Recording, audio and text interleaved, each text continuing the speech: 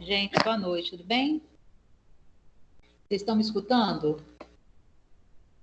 Confirma para mim, por gentileza.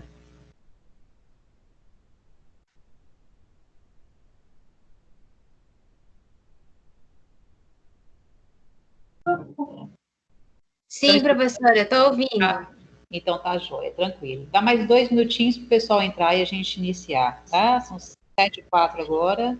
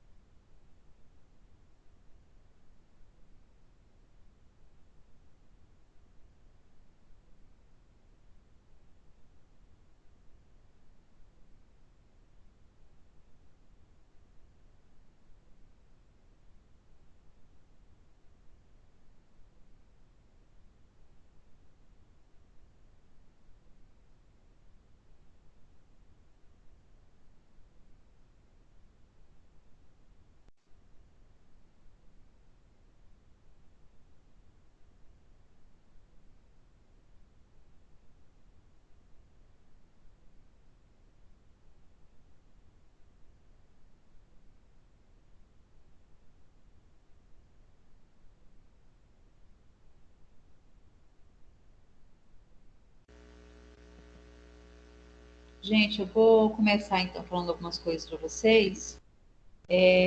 Primeiro, a respeito da oficial, tá?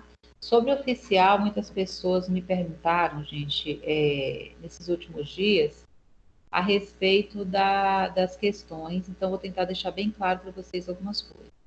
Primeiro, tá? Para quem não viu o áudio, que não escutou o áudio que eu mandei nos grupos, para poder ficar, porque assim, se a gente fizesse realmente na forma de texto, iria, as pessoas que estavam me mandando, os textos estavam ficando muito, muito, muito grandes mesmo, né? Então, quem já mandou, não tem problema, não precisa modificar, tá? A gente achou mais viável deixar vocês, então, responderem aquelas perguntas.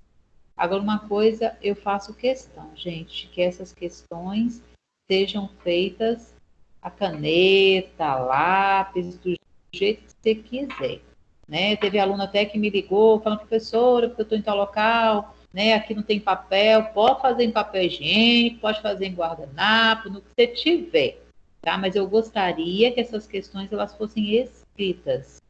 Por quê? Porque eu acabei, né, no dia da parcial mesmo, pegando muito Ctrl+C, Ctrl+V, né, de outros trabalhos, de outras, né, e assim, eu queria realmente que, pelo menos, se você for copiar de algum lugar, que você assimile aquilo que você está copiando, tá? Porque eu acho que é um momento de seriedade, né, a gente não queria estar passando por isso desse jeito, então eu acho que a gente tem que tentar realmente tirar o máximo de proveito da situação, ok?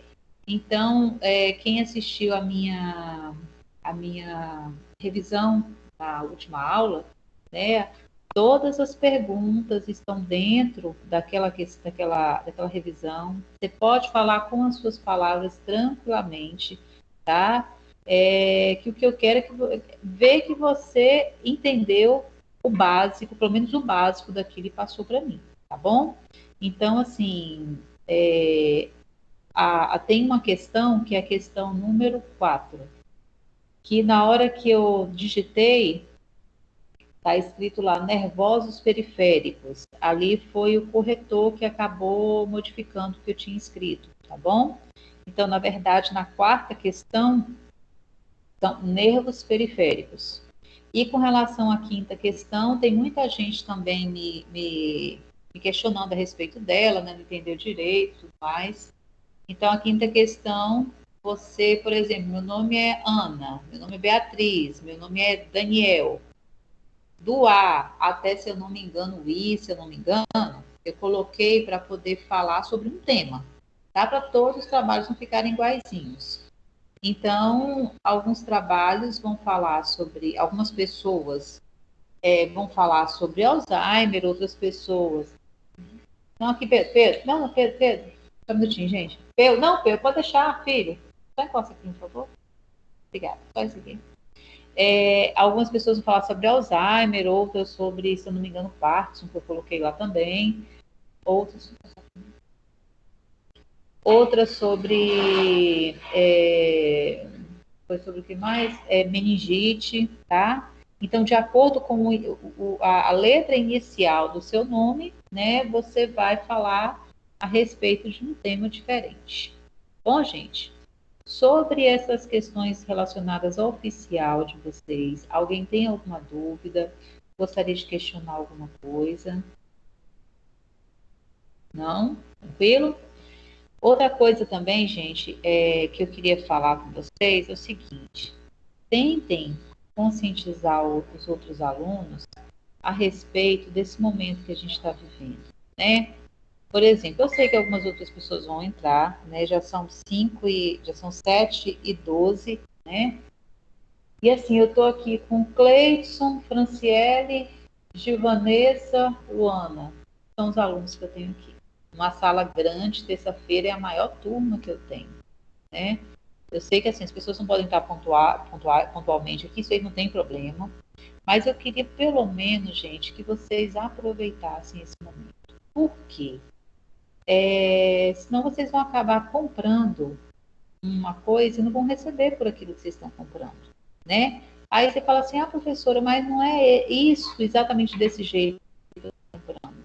Só que pela situação que a gente está vivendo hoje, gente, o mundo inteiro, a gente está falando de Teixeira de Freitas, a gente está falando de Pitágoras, mas o mundo inteiro, ele está conseguindo vender dessa forma para vocês, mediante o que a gente está passando, né? Então, assim, vamos tentar aproveitar desse momento, assim, tentem conscientizar. Eu sei que quem está aqui são aquelas pessoas que sempre estão todas as semanas aqui, né? E assim, eu queria parabenizar vocês, né, por estarem aqui todas as semanas, né? A gente sabe exatamente quem são os alunos que sempre estão participando. E assim, eu queria dizer que eu fico triste pelos que não estão participando, porque assim, é um semestre, né? É um semestre. A aula que eu estou dando aqui para vocês, gente, se você quiser pegar uma filmagem dessa, que a gente disponibiliza lá no Água, quiser mostrar para um aluno que já teve aula comigo, ele vai virar para você e falar, olha, é exatamente a mesma aula, é a mesma coisa que ela falou quando ela deu aula para mim.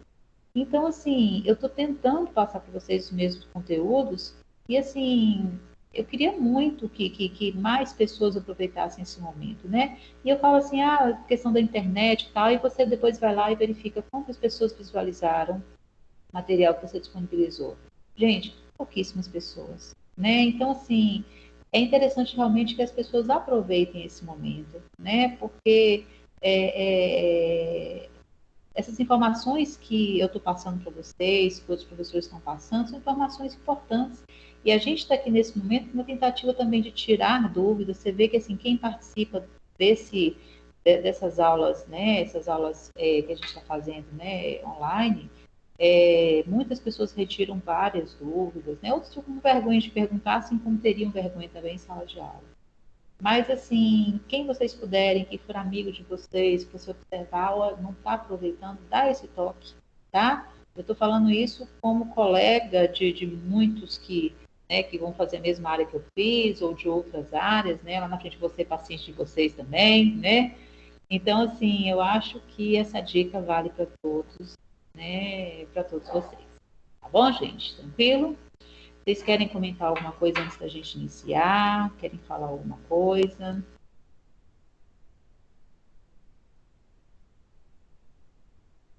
Podemos então começar?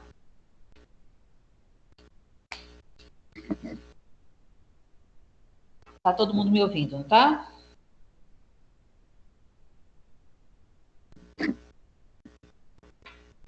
Ok?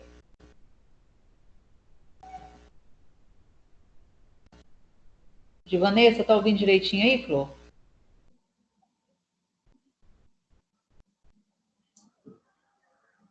Aqui tá ok, Tá ok, professora. né? Então tá bom. Então vamos começar então, certo?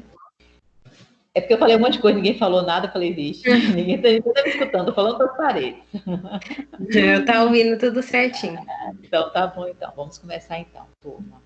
Olha só, a gente vai falar hoje, a gente vai iniciar sobre o sistema cardiovascular, é um sistema bem interessante, né? Principalmente a depender da área que você vai escolher seguir, né? Acho que para quase todos os cursos, né? Para todos os cursos aqui que assistem essa aula aqui, eu acho que é um assunto extremamente importante.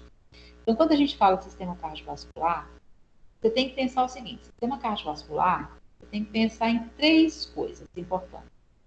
Primeira delas, coração, né? Óbvio, vaso sanguíneo, e a terceira coisa você tem que pensar em sangue, tá bom? Então, quando você pensa em cardiovascular, você tem que pensar nessas três estruturas, nessas três coisas, né? Sangue, vaso sanguíneo e coração, ok?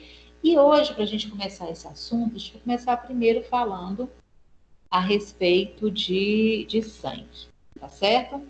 Então, quando a gente fala de sangue, gente, o sangue da gente, ele é formado por duas partes. Melhor, ele é dividido em duas partes. Tem uma parte que é a parte mais líquida do sangue, tá? Que a gente chama de plasma, e tem uma parte que é a parte onde vão estar presentes, seriam aquelas células sanguíneas, tá? Então, resumindo, você tem parte líquida e você tem parte que é meio sólida, né, formada por outras estruturas, se chama de elementos sólidos e elementos líquidos. Elementos líquidos. Então, quando você fala de plasma, da parte líquida, nessa parte líquida que representa mais ou menos 55 a 60% do sangue, do que você tem no sangue, né, você vai encontrar misturado naquela água algumas coisas importantes, tá certo? Quem de vocês já doou sangue, por exemplo, não sei se vocês sabem, mas quando você doa sangue, a pessoa que vai receber aquilo que você doou, ele pode receber de duas formas, né? Ou ele pode receber aquilo na forma de sangue mesmo, né, com todos aqueles elementos, ou às vezes o que acontece? Eles pegam aquele sangue e separam sangue de acordo com o componente. Então, eles fazem bolsas de plasma, por exemplo, né? Você está vendo até que essa questão do Covid tem se falado muito de plasma, né? Então, se você pega um plasma, que é uma parte do sangue, e pega os elementos sólidos, pega as células e separa, você vai ver que aquele plasma, ele vai ter uma coloração, ele é transparente, né? Ele é mais límpido. E misturado ali com esse plasma, você vai encontrar algumas coisas importantes. E sobre essas coisas que a gente vai encontrar no plasma, que eu queria começar falando para você, tá? Primeira coisa que eu queria falar é a respeito de uma proteína que a gente chama de albumina. Eu acho que vocês já ouviram falar a respeito dela. Muita gente ouve falar de albumina, a galera que malha, etc e tal, né? Já ouviu falar muito a respeito disso. E também, quando você pensa em ovo, por exemplo, uma parte do ovo é formada por albumina, né? E o que essa albumina faz? O que é essa albumina, na verdade? A albumina, gente, ela é uma proteína. Deixa eu pegar um negócio aqui para vocês entenderem direitinho. Deixa eu fantasiar aqui, viajar com você. Ó, faz de conta que vocês estão vendo que tem aqui um carregador na minha mão, tá? Faz de conta que esse carregador aqui seja. Professora, não dá para ver. Tá Não dá para só. ver? Não, só tá o slide. Não dá para me ver aí, não? Não, Gente, ninguém tá me vendo? eu não tô te vendo, não sei os outros. Responde aí, gente, se tem mais alguém me vendo. Eu tô me vendo. Ô, Luana, você tá me vendo? Hã? Para mim apareceu agora. Mas eu não mexi em nada. Tá, quem mais está me vendo? Vamos lá. Ninguém está me vendo, gente? Ó, vou fazer o seguinte, eu vou sair. Estão me Professora, vendo? para mim tá. Oi. Tá o Eu quê? tô te vendo. Tá me vendo? Quem que não estava vendo? Era a Franciele? Eu não tô vendo. Você não está vendo? Então, eu vou pedir o seguinte para você, Franciele. Se só você não está vendo, você vai sair. Isso aconteceu com a aluna ontem. Você sai e volta novamente. Tá. Tá? Faz isso aí, vê se você consegue. Tá bom. Tá bom? Só ela voltar, gente, para ela não perder, tá?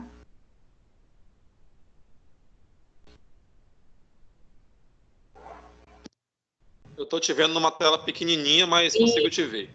Exatamente. Eu tô no tablet. É essa mesmo. Tá, perfeito, perfeito. Eu acho que tem uma galera. Ô, Cleiton, será que só você que tá me vendo, meu filho? Deixa eu ver aqui. Tá vendo aí agora, Joanessa?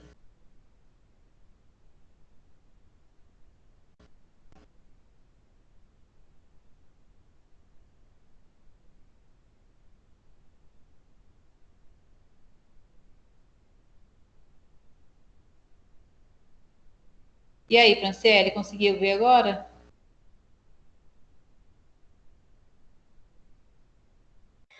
Ainda só tá o slide para mim. Colocar o slide para você? Você está falando de tablet ou você está falando de... Vou fazer o seguinte, deixa então eu sair e voltar. Tá certo? Porque, de qualquer forma, se você não me vê também, não tem problema não, porque o que eu vou falar é importante que está em cima desse slide. Tá certo? Tá ok. Sair e voltar, então. Peraí.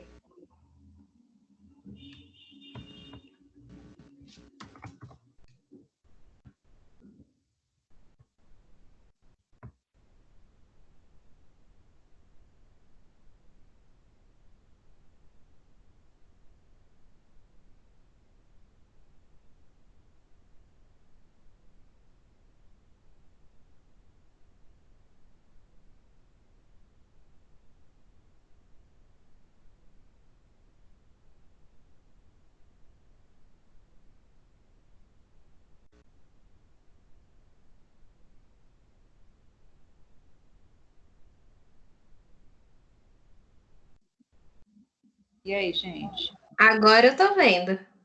Mas agora eu vou colocar o slide, tá? Vamos ver como é que vai ficar com o slide. Se não, só escutar o som da minha voz também não tem problema não, porque pode ser que você esteja falando de celular, tá?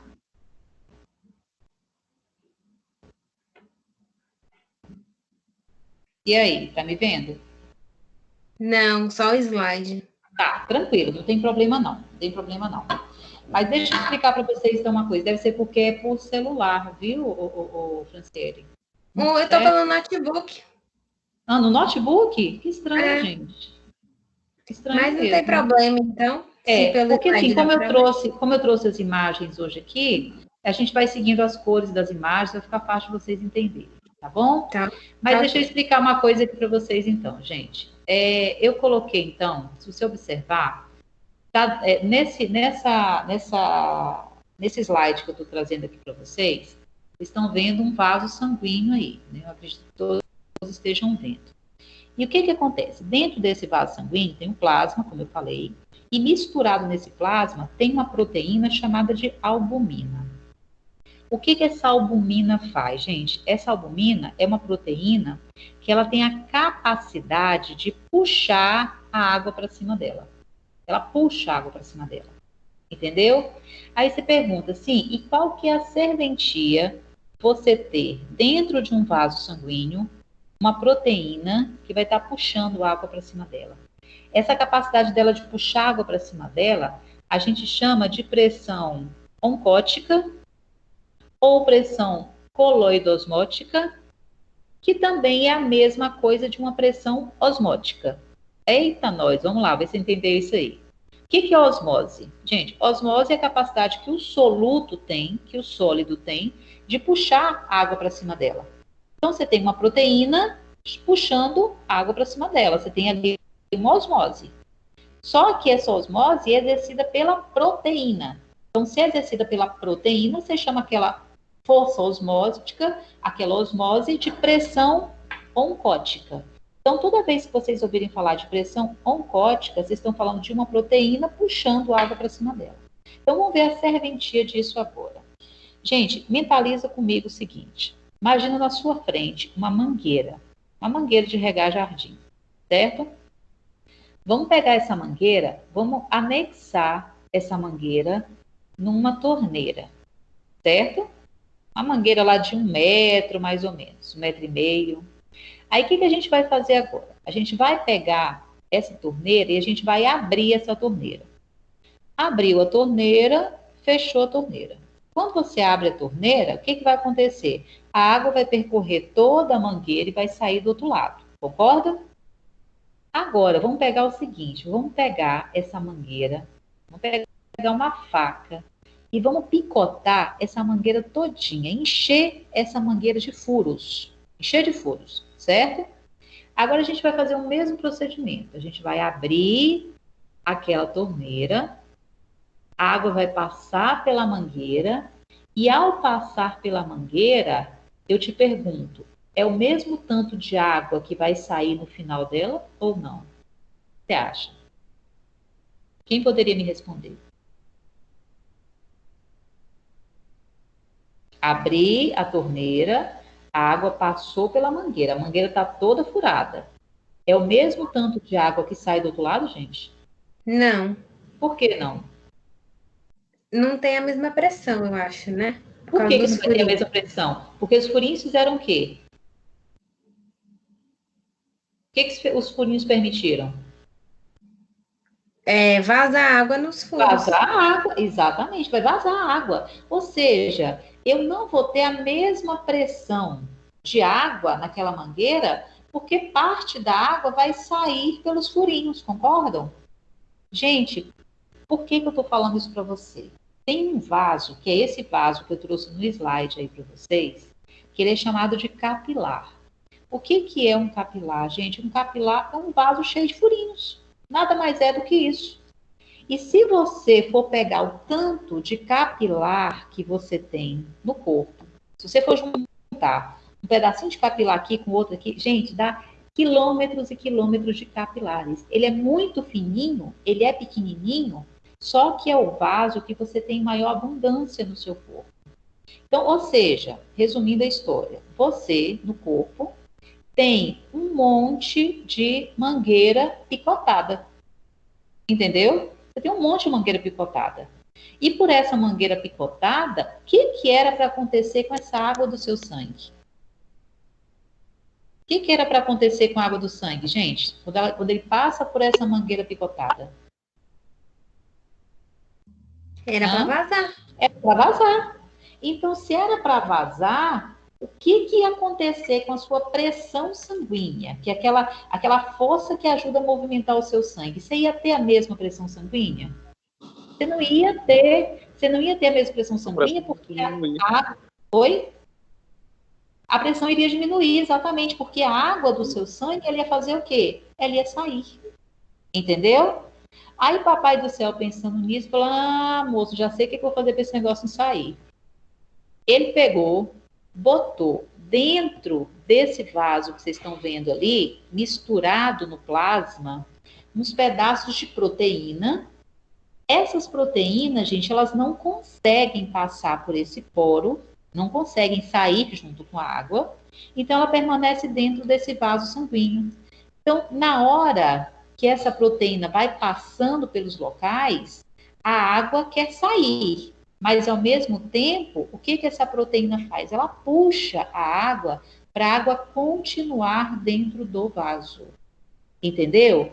Então, na verdade, eu tenho aí uma briga entre duas forças.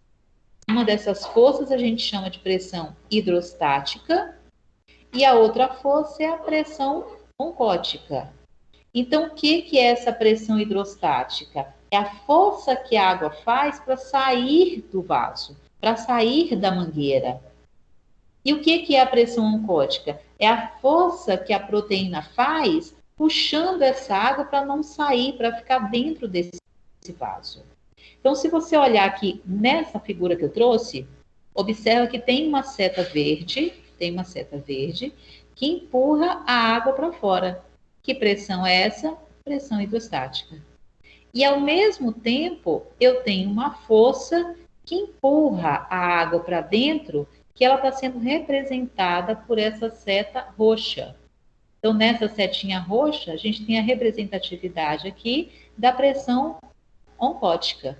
Entenderam, gente? Tranquilo? Então, é como se eu tivesse um cabo de guerra. A água quer sair, mas a água não pode sair porque a proteína não deixa. Então, o resultado nessas duas forças a gente vai ver isso mais para frente, você só entende renal, gente, se você entender essa aula de hoje, tá? Chegar em MOFO 3 tem muita coisa que depende desse processo aqui.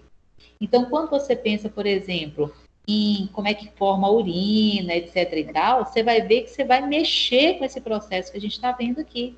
Então, quando o sangue ele passa pelos seus vasos, existe a força hidrostática que empurra essa água para fora.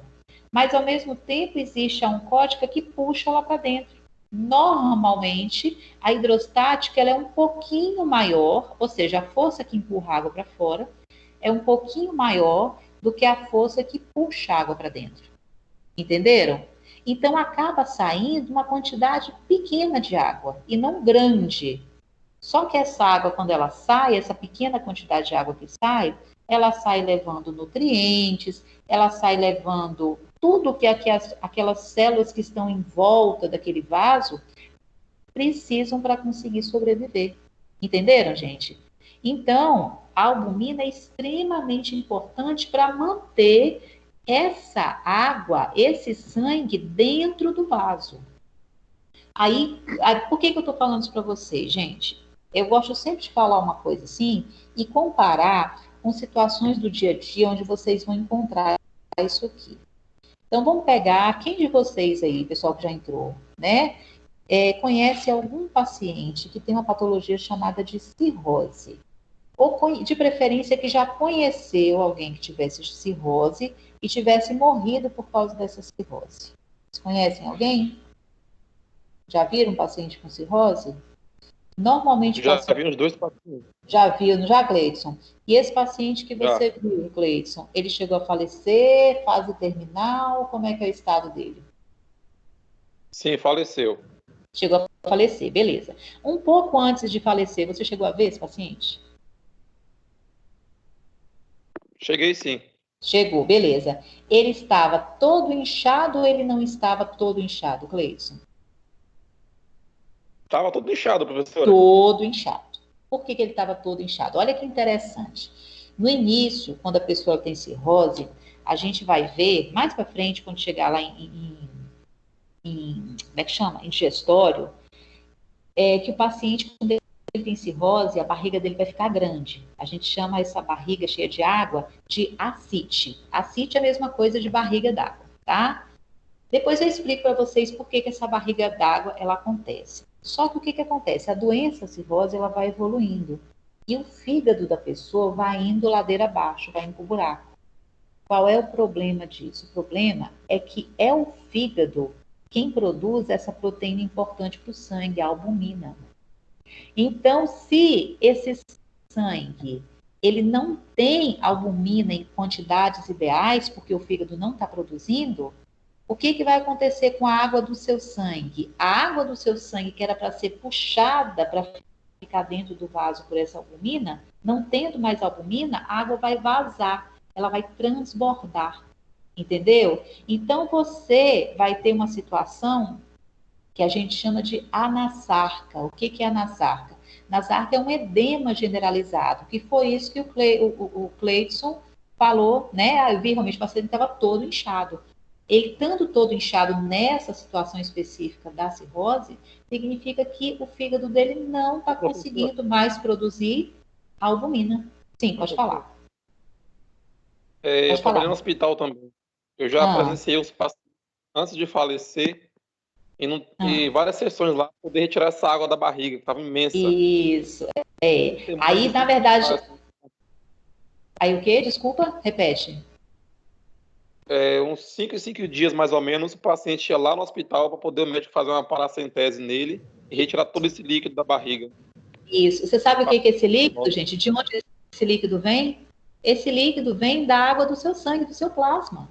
O plasma, gente, a depender do lugar que ele está, ele muda de nome. Entendeu? Então, nesse caso, na região abdominal, né, vai acontecer um processo, o sangue ele quer entrar no fígado, não consegue entrar no fígado pela veia porta. Então, a tendência é o sangue, como ele está ali tentando passar e não consegue, vai acumulando sangue dentro do vaso, vai acumulando sangue, acumulando sangue. Então, você vai aumentando muito essa pressão hidrostática, essa pressão de sangue, de água dentro do vaso. Aí, o que que acontece? A água começa a extravasar, no início ela vai para o abdômen. Então, a pessoa tem a ascite, que é a barriga d'água. Então, o que que você tem que fazer? Tem que funcionar, retirar aquele líquido, você tira litros de líquido ali da região abdominal, né?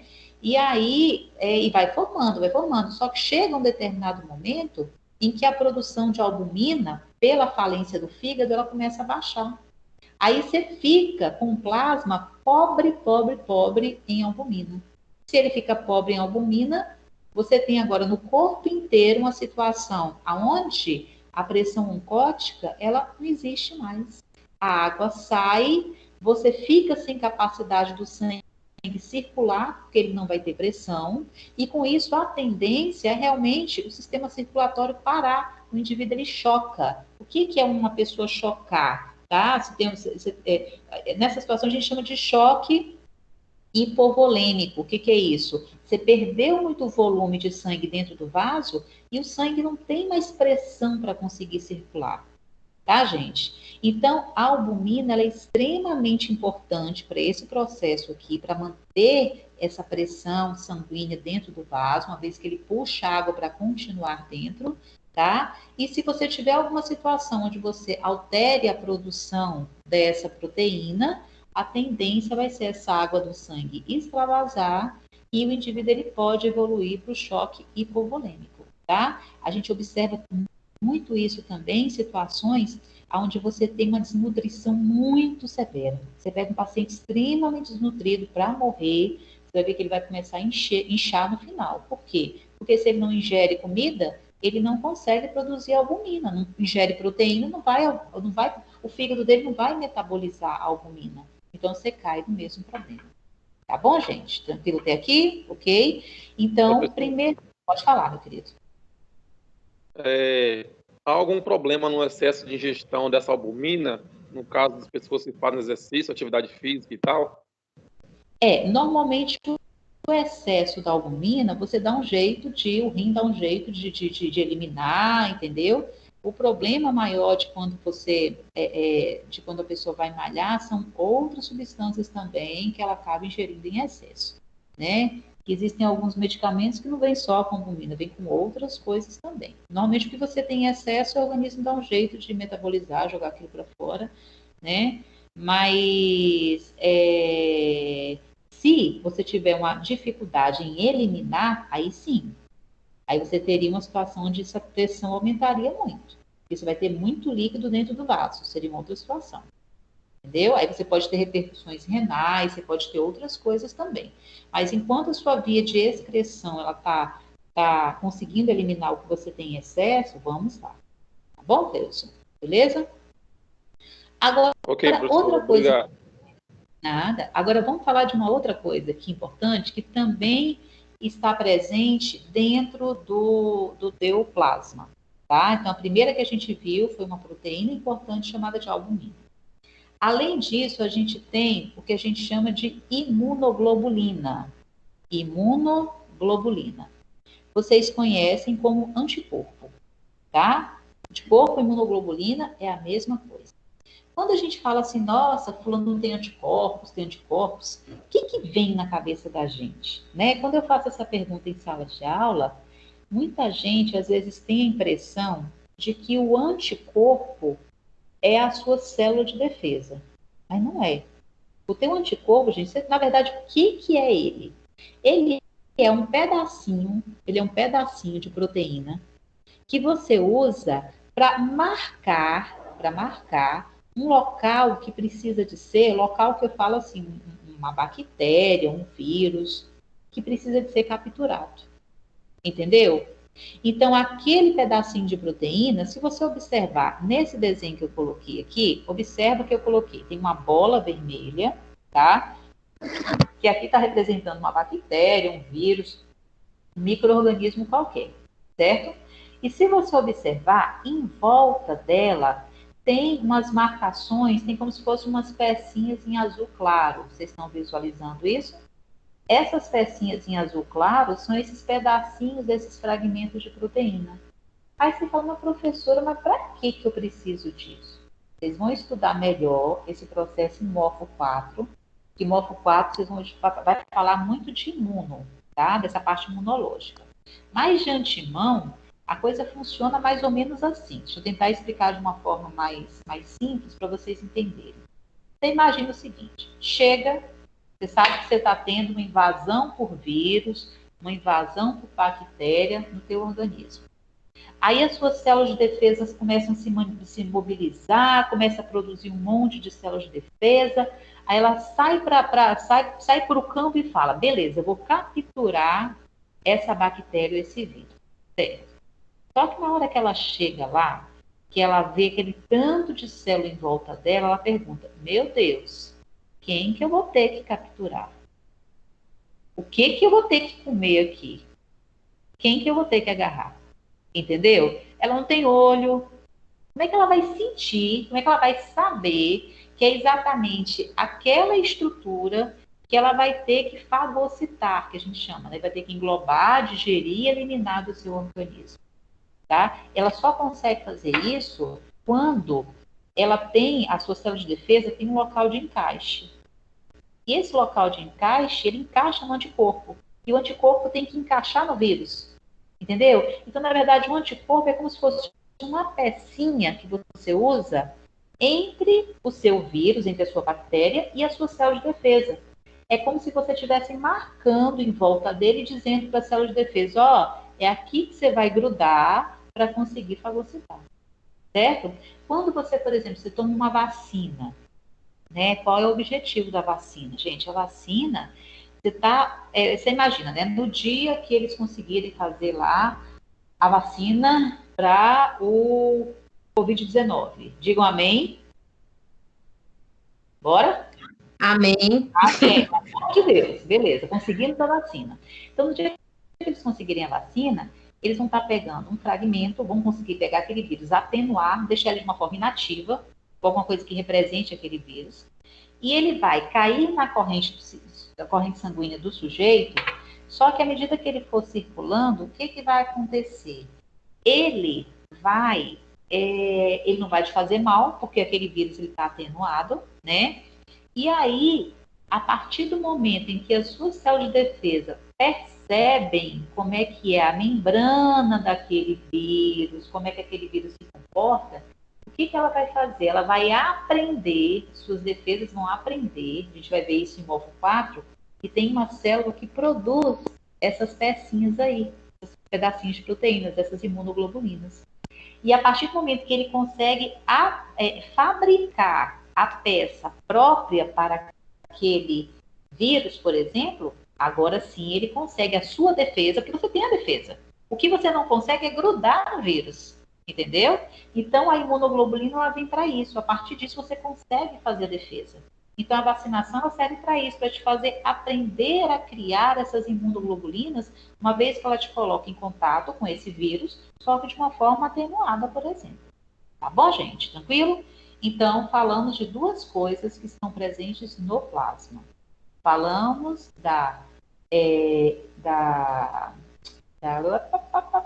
me ajuda aí, gente, da albumina, obrigada, e falamos da imunoglobulina. Tudo está naquela parte transparente do seu sangue.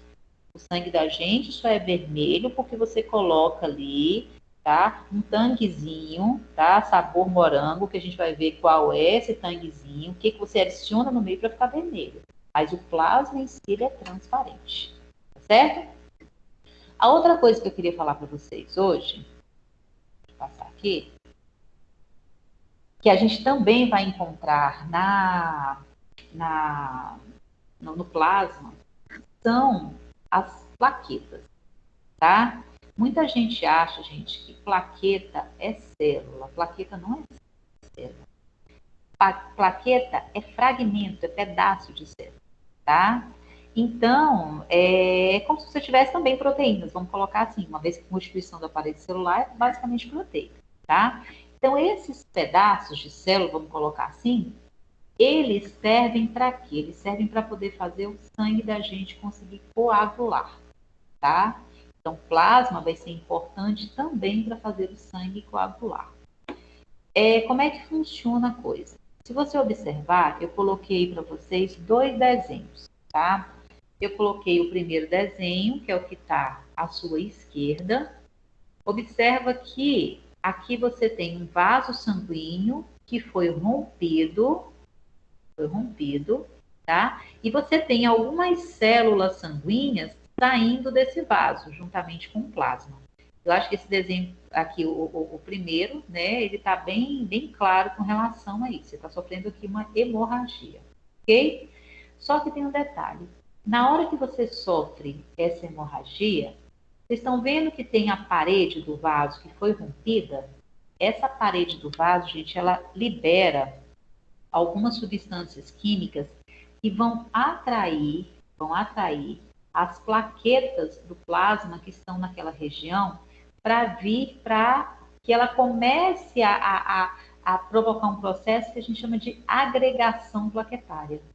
Então, você rompeu o vaso, a parede do vaso manda alguns sinais químicos, esses sinais químicos captam essas plaquetas, aproximam as plaquetas daquela região, e a partir dali, ela vai se misturar com aquelas células do sangue, ela vai começar a atrair outras plaquetas da região, e as plaquetas começam a se agregar ali. E à medida que elas vão se agregando, elas vão liberando uma série de substâncias químicas que vão fazer o sangue da gente coagular naquela região. Você já observou que toda vez que você corta, né, o braço, corta uma perna, por exemplo, um pedaço da perna, né, levou um corte qualquer, no início ele sangra, pela situação desse primeiro slide aqui, do que está à sua direita, à sua esquerda, e depois ele para de sangrar. Por quê? Porque você começa a formar essa segunda situação aqui. Essas plaquetas, à medida que elas vão se agregando, elas vão desenvolver um processo chamado de cascata de coagulação. Cascata de coagulação, gente, eu não vou explicar aqui para vocês. É um processo um pouquinho complicado, né? Protrombina se transforma em trombina, para pegar o fibrinogênio e transformar em fibrina, né? Fibrinogênio é como se fosse uma proteína que você tem também no plasma, só que ela está na parte líquida. Quando ela se transforma em fibrina, ela fica sólida. Então, por isso que a casquinha da ferida é sólida. Mas eu não vou cobrar para vocês essa cascata da coagulação. Só que eu queria que vocês soubessem o seguinte, é a plaqueta que induz isso tudo. Ela precisa, na verdade, para poder desenvolver essa cascata, ela precisa da presença de algumas substâncias químicas, né? Tem fator 8, tem protrombina, tem um monte de coisas importantes, um monte de substâncias que irão participar dessa cascata de coagulação. Só que tem alguns indivíduos que eles não conseguem produzir algumas dessas substâncias químicas, como fator 8, né? Por exemplo, eu acho que vocês já ouviram falar de uma patologia chamada de hemofilia, tá? O indivíduo hemofílico é aquela pessoa que não consegue fazer o sangue coagular, tá certo?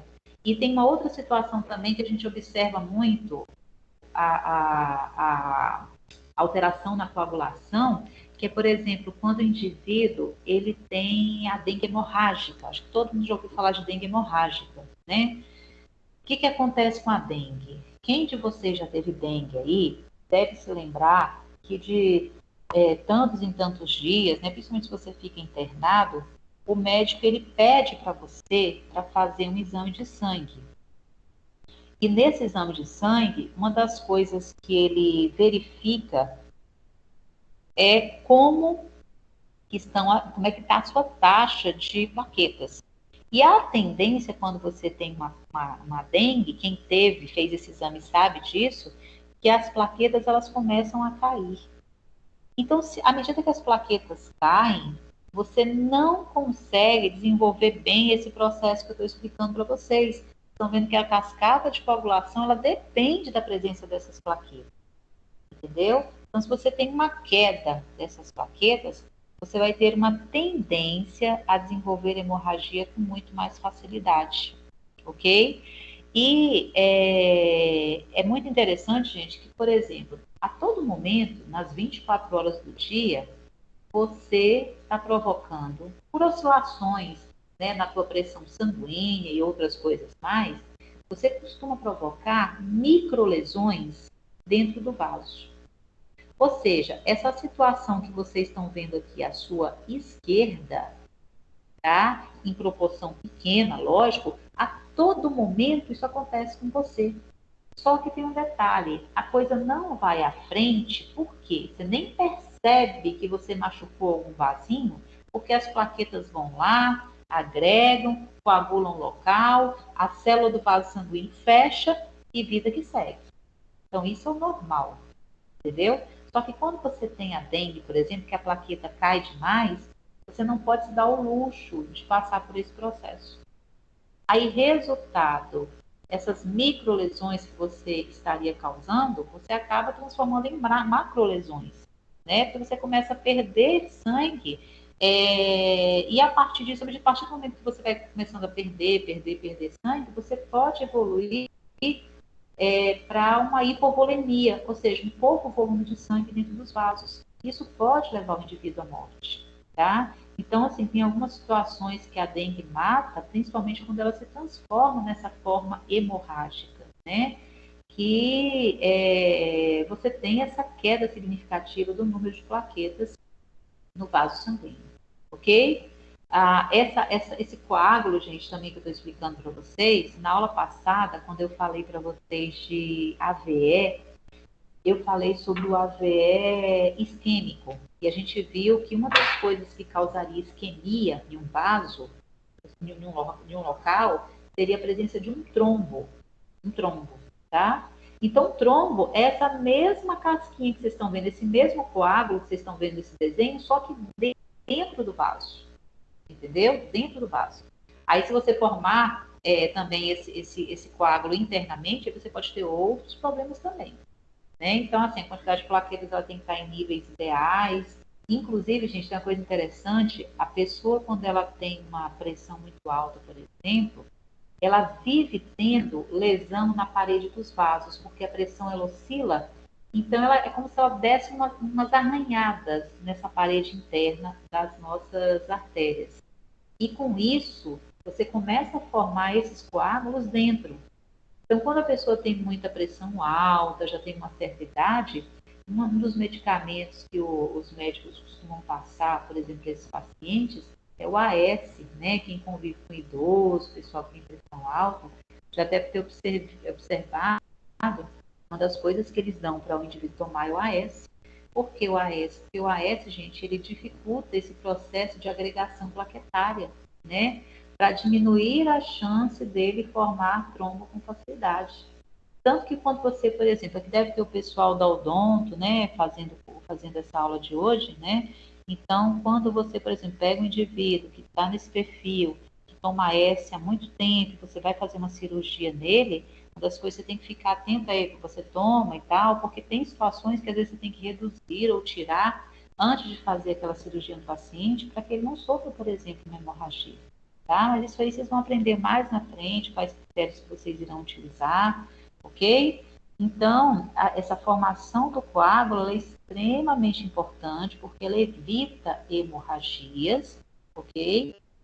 E ela só é formada graças a um dos componentes que a gente tem lá misturado no plasma, que seriam as plaquetas, né? Juntamente com proteínas que existem no plasma, que a gente chama de fibrina, que é uma proteína que participa dessa cascata de coagulação. Ok, gente? Até então, alguma dúvida aqui para vocês? Posso continuar? Beleza? Então, vamos para o próximo, então. Então, nós falamos do plasma, sinos. Quer falar, Alan?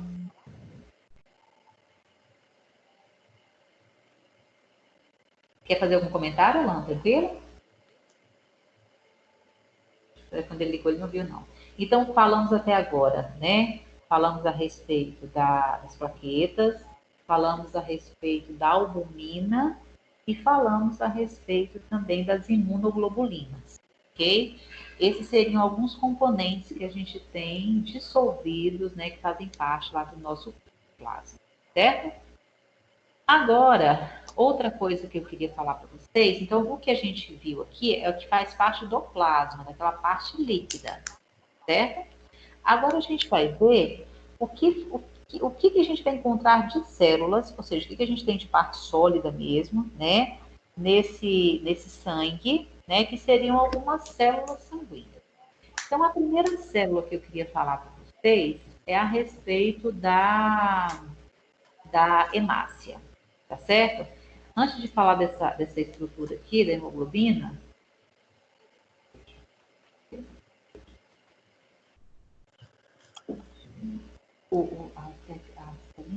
gente, me dá só um segundo, deixa eu só pegar um negócio. Peraí, deixa eu...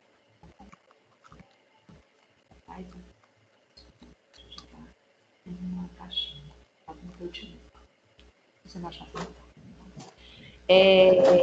antes de mostrar essa estrutura para vocês, desculpa, tá, gente, que eu tive na instrução aqui. O negócio da aula em casa não serve muito, não, né? Vamos lá. Ó, deixa eu só mostrar uma coisa para vocês aqui. Ó, vocês estão vendo aqui que eu coloquei para vocês duas células. Desconsidera a célula que está à sua direita. Vamos pensar nessa célula que está à sua esquerda. Tá bom? Alan, desliga seu telefone aí, meu anjo. Seu microfone. Só para não dar eco para o pessoal. Alan? Obrigada, meu amor. Valeu. Então, olha só. Eu coloquei aqui para vocês a célula. Você considera que está do lado de cá, que está do lado direito, e considera que está do lado esquerdo. Isso aqui que eu estou mostrando para vocês parece uma bolacha, tá? Parece um biscoito. É uma célula chamada de hemácia, certo? Na verdade, a aparência dela mesmo não é nem igual, olhando assim, parece um biscoito. Mas a semelhança dela, no sentido funcional, né, ele parece meio que no sentido físico, na verdade, é como se ele se você tivesse uma camisinha, tá? Como é que é uma camisinha, gente? Uma camisinha, ela é, né, uma coisa redonda, ela é durinha por fora e ela é molinha por dentro, molezinha por dentro, tá? Isso é uma camisinha normal. Então, vamos imaginar o seguinte, vamos imaginar que você tem um tubo, tá? Quem estiver me vendo, tenta acompanhar o que eu vou mostrar para vocês. Quem não tiver, eu vou falar, que no final das contas você vai conseguir entender. Imagina que o interior da minha mão aqui seja o diâmetro de um vaso ou de um cano. Imagina que isso aqui seja um cano, certo? E nesse cano, eu vou tentar pegar uma camisinha desse tamanho aqui. Observa que a camisinha, ela é maior do que o diâmetro que eu tenho no meu cano. E eu vou tentar pegar essa camisinha aqui, que ela é redonda, tem esse aspecto que eu falei, eu vou tentar enfiar ela dentro desse cano. Aí eu pergunto para você, você acha que eu consigo ou não consigo? O que você acha? Eu tenho um cano mais estreito e eu tenho uma camisinha, tá, que não foi usada ainda, que ela é um pouco maior, tá, do que o cano. Eu consigo enfiar essa camisinha dentro do cano ou não? O que vocês acham? Um de cada vez, tá, gente? Consigo ou não consigo, galera? E aí, Adailton, consigo?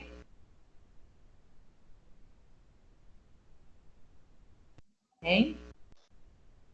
Professora, Ah, será que consegue fazendo assim, tipo, diminuindo ela, poder passar no cano? Pela elasticidade? Será? exatamente, Cleison. O que acontece? A camisinha, por ela ter esse aspecto, que é o mesmo da hemácia, que a gente chama de aspecto discoide. Olha o que eu falei, ela é durazinha por fora e ela mole por dentro. Então, eu consigo pegar essa camisinha, deformar, igual o Cleison falou, e passar por dentro desse vaso, por dentro desse cano, vamos colocar assim. ela tem essa capacidade de deformação. Então, se eu pego, por exemplo, uma hemácia, tá? Que tem lá o seu tamanho, e eu quero passar essa hemácia por dentro de um vaso bem estreito, eu consigo? Eu consigo. Por conta da forma dela, ela me dá essa flexibilidade de atravessar por onde ela quiser, desde que seja vaso sanguíneo. Entendeu? Então, ela tem essa capacidade, essa maleabilidade de conseguir entrar em locais que são pequenos, locais que são estreitos. Tudo bem? Você vai guardar isso, porque depois a gente vai falar da anemia falciforme, você vai precisar dessa informação, ok? Então, a princípio, esse aspecto discoide facilita essa hemácia de chegar em vários locais. Aí eu te pergunto uma coisa. Para que serve essa hemácia? Por que eu tenho que botar ela nos locais mais inusitados, mais de difícil acesso do meu corpo? Porque essa hemácia, gente, essa coisa que parece uma bolacha que vocês estão vendo aí, é ela quem vai levar oxigênio para todo o seu corpo. Para todo o seu corpo. Então, você imagina o seguinte, imagina que eu vou respirar, vou puxar o ar. Então, eu puxei o ar. Na hora que eu puxo o ar, esse ar ele vai todo para o meu pulmão, certo? Do pulmão, o que tem que acontecer com esse oxigênio? Ele precisa entrar no meu sangue para poder parar lá no dedão do pé, por exemplo, certo? Só que tem um detalhe. Na hora que eu tenho oxigênio no meu pulmão e eu quero passar esse oxigênio pro meu sangue, eu não consigo praticamente jogar oxigênio na forma livre dentro do meu sangue. Ou seja, eu preciso de um carro que esteja ali encostado no meu vaso sanguíneo, para eu pegar esse oxigênio e jogar para dentro desse carro, para ele ser um transportador até chegar no dedão do pé. E quem é esse carro, gente? Esse carro é a hemácia. A hemácia ele faz esse transporte do oxigênio ao longo do seu sistema circulatório. E tem um detalhe, a hemácia ela é constituída pela hemoglobina, que é essa estrutura que vocês estão vendo nesse desenho ali. Esse emaranhado de proteína aqui, tá? Que tem ferro ligado no interior dele, e que esse ferro, vocês estão vendo aqui, ó, um amarelinho aqui, outro amarelinho aqui, outro amarelinho, outro amarelinho. É o local onde, na verdade, o oxigênio vai se ligar. Então, uma hemácia, ele consegue levar quantos oxigênios? Consegue levar 4 oxigênios para circular no meu sangue, tá certo? A partir do momento que o oxigênio grudou na hemoglobina da hemácia, nessa proteína da hemácia, a gente fala que você formou uma oxihemoglobina, tá? Ou seja, o oxigênio ele conseguiu grudar ali naquela região, ok? Então, vejam bem, a hemoglobina, ela é na verdade, ela é a estrutura de parte da tua hemácia, da sua célula vermelha, ok? E essa célula que eu falei para vocês que dá coloração ao sangue da gente. Então, quando, por exemplo, você pega uma pessoa que ela tem anemia, certo? Tem anemia. Então, vamos entender. Sem, mia, sangue. Então, a pessoa que tem uma anemia, ela tem a carência, ela tem a redução de um dos componentes importantes que a gente tem no sangue. Quem é esse componente? É a tua hemácia, certo? Só que para você formar a hemácia, você precisa também formar dentro da hemácia a hemoglobina, que é o local que vai levar o oxigênio para os locais onde há necessidade. Então, quando você pega, por exemplo, um indivíduo que tem anemia, gente, anemia, existem vários tipos de anemia, tá? Existe anemia ferropriva, megaloblástica, anemia falciforme, anemia perniciosa, tem vários tipos de anemia. Mais para frente, no capítulo especial lá em Morfo 4, vocês vão aprender a falar sobre, vão entender melhor sobre os tipos de anemia. Só que eu queria chamar a atenção de 2 anemias aqui para vocês entenderem melhor essa aplicabilidade da hemácia, que é uma situação, né, quando você fala de anemia, a que primeiro vem em sua cabeça é a ferropriva. O que é uma anemia ferropriva? Se você observar esse desenho que eu coloquei aqui, ele tem ferro na sua constituição. tá? Para você formar hemoglobina, você precisa do ferro. Gente, essa célula que eu estou mostrando aqui vive quantos dias? Ela vive 120 dias no máximo. No máximo. A cada 120 dias, tudo que você tem de célula vermelha morre, ela fica velha, ela morre, tá? Vocês vão ver depois que tem órgãos que vão capturar essa célula velha, se você não menstruou e jogou para fora, por exemplo, parte delas. E aí você vai fazer o quê? Você vai, a partir daí, você vai ter que formar novas células. E para você formar novas células, você precisa primeiro ter ingrediente. Um dos ingredientes que a gente está vendo aqui é o ferro. Por isso que uma alimentação rica em ferro é importante para que o indivíduo consiga produzir a hemácia, tá? Porque na hemoglobina você vai precisar do ferro. Então, se você pega uma pessoa que ela é carente, né, ela tem uma carência nutricional, né, já tem uma quantidade muito baixa do ferro, a tendência vai ser esse indivíduo desenvolver essa anemia chamada de anemia ferropriva. E quem é que fabrica, gente, essa hemácia? Essa hemácia ela é fabricada através, né, da nossa medula óssea. Você pegar o osso, tá? Pegar o osso e observar no interior do osso da gente. Imagina que essa caneta aqui, tá? Você tem aqui do lado de fora o osso, a parte interna dele, que é essa parte branca que vocês estão vendo aqui, a parte interna, faz de conta que é a medula óssea. E essa medula óssea é ela quem vai produzir os elementos que você tem, as células que você tem no sangue. Ou seja, seu glóbulo vermelho é fabricado aqui. Seu glóbulo branco, que a gente vai falar sobre ele daqui a pouco, é fabricado aqui. E aqueles pedaços de célula que eu chamei de, porque a gente viu que eram as plaquetas, são produzidas aqui também, tá? Então, você tem que ter uma medula saudável para produzir esses glóbulos vermelhos.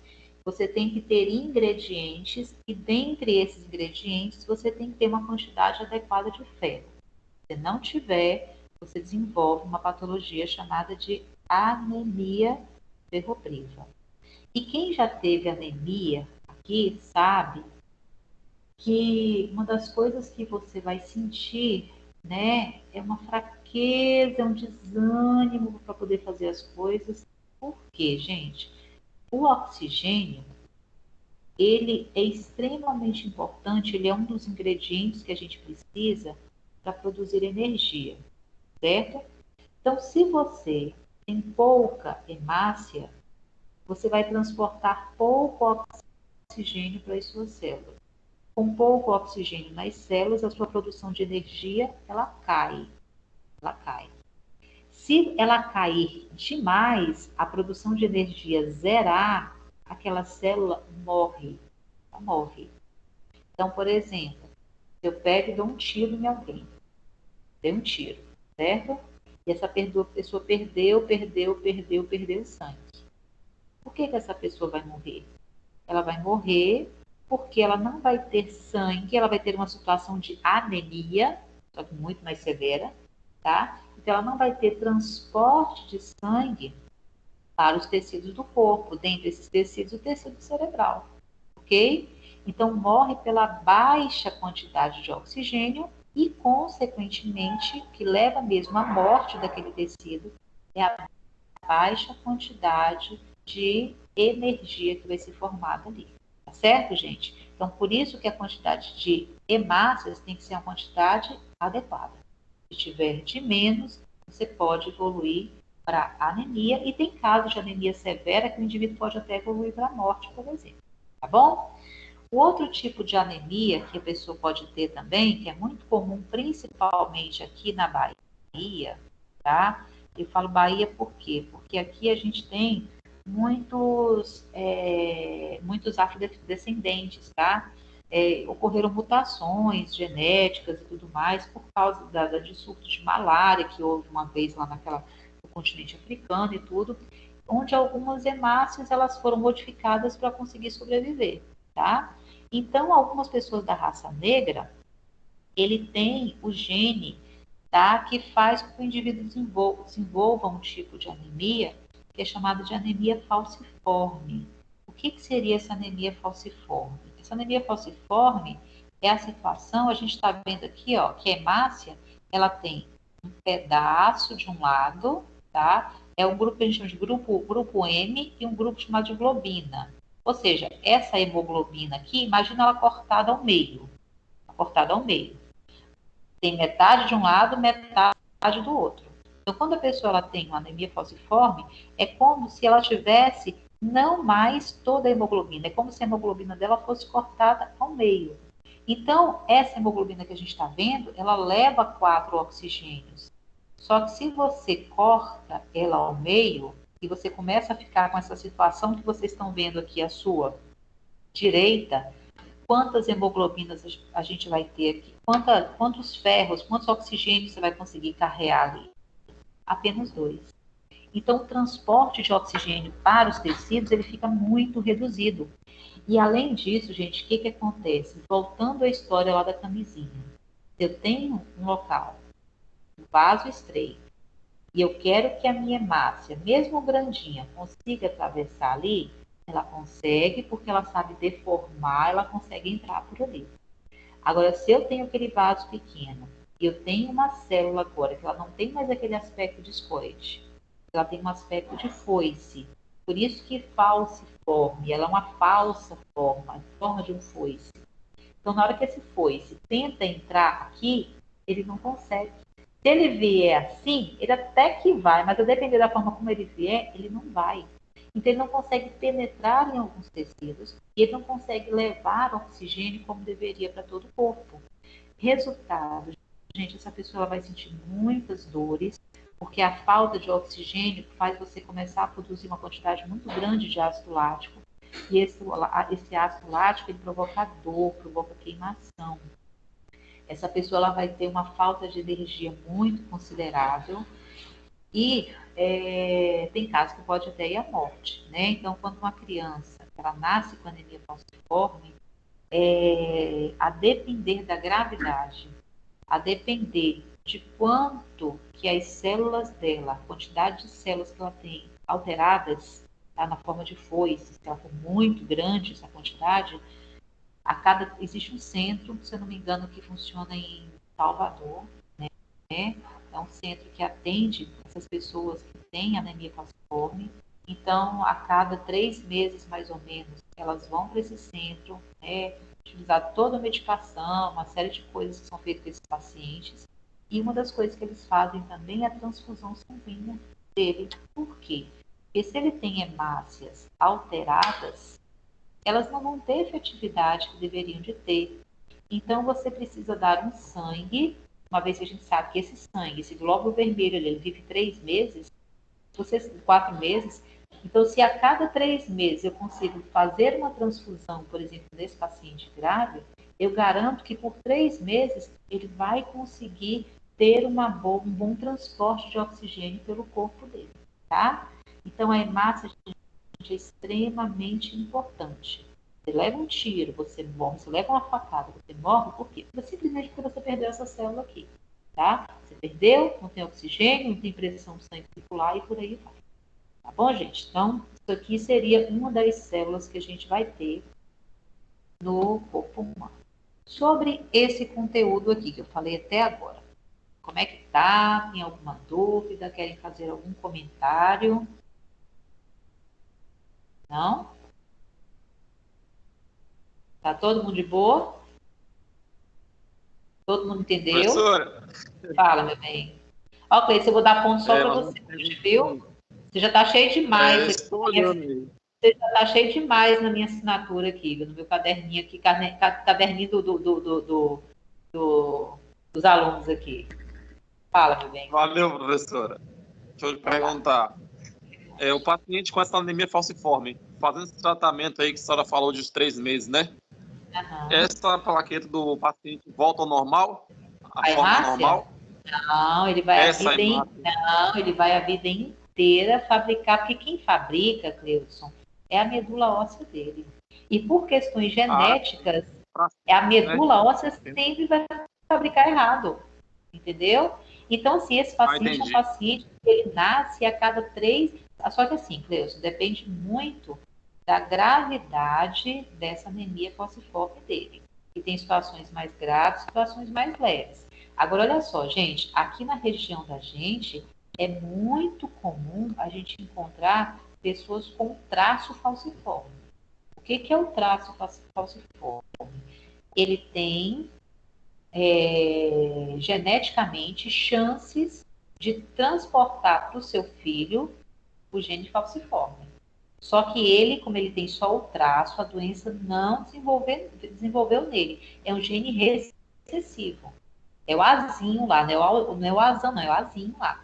Entendeu? Então, assim, essa pessoa, por exemplo, vamos imaginar que quando você vai lá, faz um exame de sangue, faz o exame do pezinho lá na criança, uma das coisas que você vai buscar é saber se essa criança tem anemia falciforme. Porque você tem que tratar o quanto antes, porque se essa criança fica assim, uma oxigenação ideal, por exemplo, ela não vai desenvolver, essa criança ela pode ter problema, uma série de problemas que pode vir a óbito.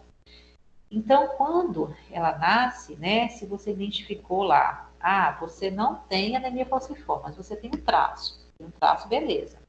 Só que você imagina, a doença não manifestou em mim, eu tenho traço, né? E, por exemplo, eu sou lá branca, né? Ou eu sou morena lá, pinto meu cabelo de louro, eu acho que eu sou loura, não, tô livre desse negócio de anemia falciforme, beleza. Só que eu vou buscar lá na minha árvore genealógica, né? Eu vou fazer meu exame lá, eu vejo que eu tenho como é que chama? Que eu tenho o traço da falciforme, certo? Eu tenho traço lá, ok. Aí, quando eu vou casar com a pessoa, o que eu vou procurar saber? Se essa pessoa que eu estou casando, ela tem ou não o traço da falciforme. Se ela tiver o traço da falciforme, eu tenho condições de que a cada, deixa eu fazer o cruzamento aqui, me corrijam aí, mas eu acho que a cada 4 filhos, um vai ter anemia falciforme. Mesmo eu não tendo só o traço, mesmo meu marido não tendo só o traço, a chance de que meu filho tenha, um dos meus filhos tenha a anemia falciforme. Entendeu? Porque a doença ela pode não manifestou em mim, não manifestou no meu marido, mas pode manifestar no meu filho. Ok, gente? Então, isso é uma coisa importante para a gente poder ficar ligado. Certo? Querem perguntar mais alguma coisa, fazer mais algum comentário? Professora, Fala, uma dúvida. sim. É a hemácia que transporta o oxigênio com a ajuda da hemoglobina? Na É isso? verdade, a hemoglobina é um constituinte da hemácia. A hemácia é a célula toda. O que está dentro dela, a gente chama de hemoglobina, que é quem transporta o oxigênio. Entendeu, pessoal? Entendi. Tá? Então, a hemácia é a casca. Quem está dentro dessa casca é a hemoglobina. Hemoglobina. Que a hemoglobina tem aqueles 4 ferros lá que transportam o oxigênio. Entendeu? Entendi. Tá? No caso da falciforme, você tem hemácias onde você só tem a metade, ou aquele grupo, né, do lado de cá ou do lado de cá. Então, você tem menos condições de transportar oxigênio. Tá certo, gente? Entendi. Tudo bem até agora? Ok. Agora, outra coisa que eu queria falar para vocês é sobre a célula de defesa, o glóbulo branco, que é uma outra célula que a gente vai encontrar no sangue. Então, vejam bem. A gente viu que o sangue tem plasma, ok? No plasma, a gente viu albumina, imunoglobulina, vimos que tem plaqueta, tem fibrinogênio que ajuda a fazer o sangue coagular. E agora a gente vai ver também, né? A gente está vendo que tem a parte sólida, aquela parte das células em si, onde a gente já estudou as hemácias, ou seja, os glóbulos vermelhos do sangue. E agora a gente vai estudar os glóbulos brancos, que na verdade são as nossas células de defesa, que são realmente chamados de leucócitos, tá? Então, toda célula de defesa que a gente tem, ela é chamada de leucócitos. Só que os leucócitos tem vários tipos. Tem neutrófilo, eosinófilo, basófilo, mastócitos, tem vários tipos de células de defesa, tá? Então, é como se ele tivesse um nome e vários sobrenomes. O nome, leucócito. Os sobrenomes é de acordo com a função que cada um exerce. Mas isso aí vocês só vão entender também em Morfo 4, ok? Só que a nossa célula de defesa, quem a fabrica? Quem a fabrica também é a medula óssea, como eu havia falado, e ela precisa, na verdade, né, da presença dos anticorpos para elas conseguirem fazer aquela fixação, aquele englobamento que a gente estudou. Então, uma coisa é o glóbulo vermelho, o glóbulo branco, outra coisa é a imunoglobulina, ou seja, o anticorpo, sendo que um vai depender do outro. O leucócito consegue exercer bem sua função quando ele tem o anticorpo para ajudá-lo a desenvolver a sua função, ok? E quando a gente pensa assim, em glóbulo branco, célula de defesa, eu queria chamar a atenção de uma patologia que eu acho que muitos de vocês já ouviram falar a respeito dela, que é a leucemia, né? O indivíduo, gente, quando ele tem a leucemia, para começar, o que é a leucemia? A leucemia é o que muita gente conhece como câncer no sangue, tá? Mas como assim câncer no sangue? Para começar, o que é câncer? A gente fala tanto de câncer, mas o que é o câncer?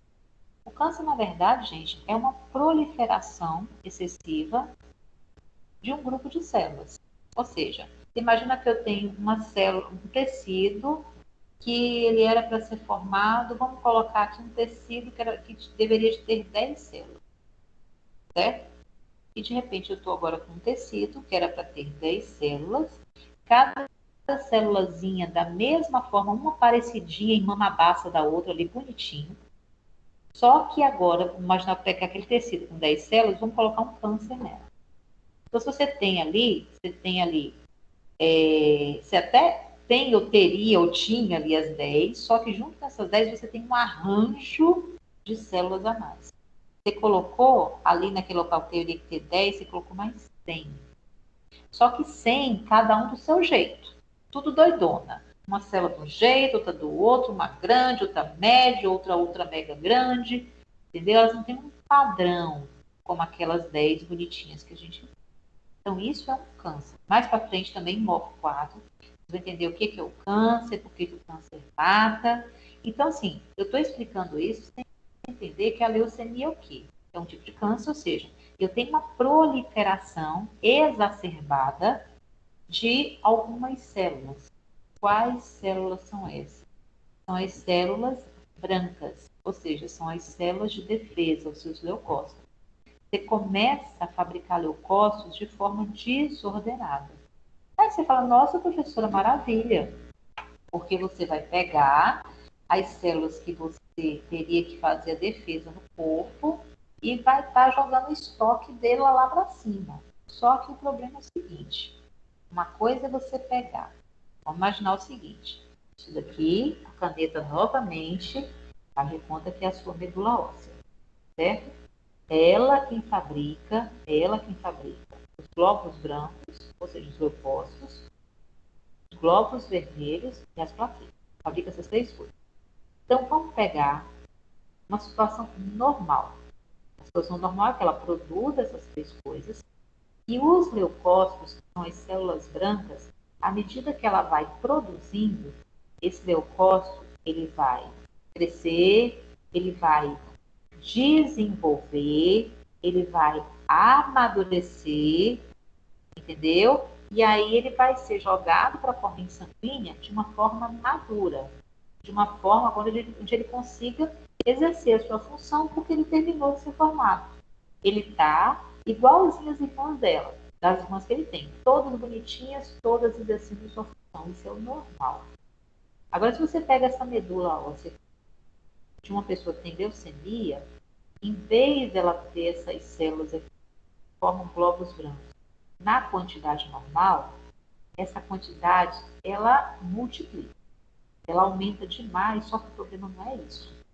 O problema é que nessa multiplicação rápida, essas células elas não terminam de ser formadas rapidamente. Você manda células que a gente chama de células blásticas, células jovens, células imaturas para a corrente sanguínea, e uma vez que elas são blásticas, que elas não terminaram de ser formadas, elas não têm a mesma função.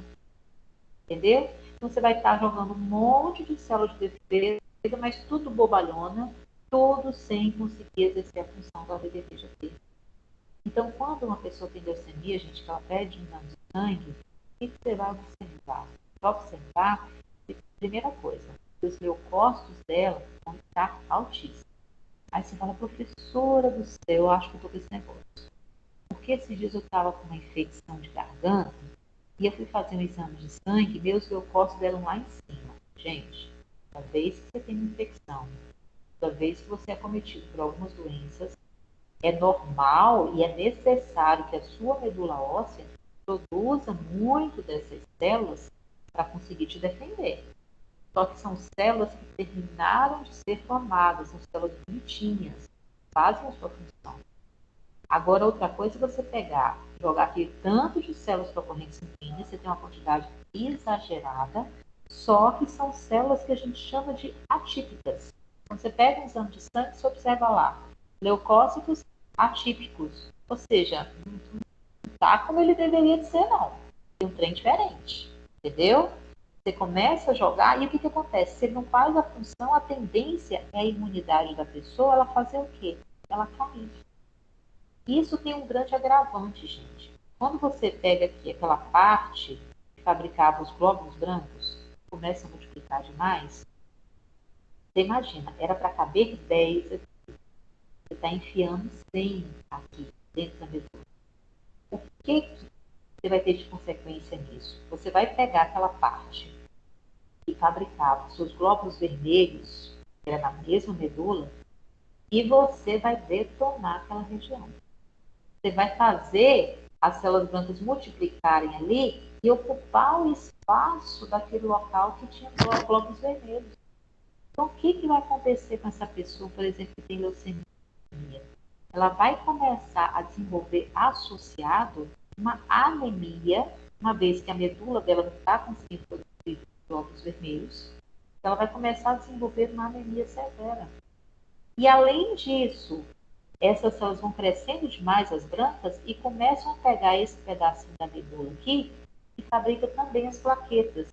Ou seja, a sua produção de plaquetas, ela tende a fazer o que também, gente, com o tempo? Ela vai cair também. Tanto que muita gente descobre que tem a leucemia porque ela começa, às vezes, a sangrar do nada. Ela começa a sentir uma fraqueza para fazer as coisas. Entendeu? E ela começa a ter a imunidade, imunidade mais fraca, vamos colocar assim. Ela tem uma queda na imunidade.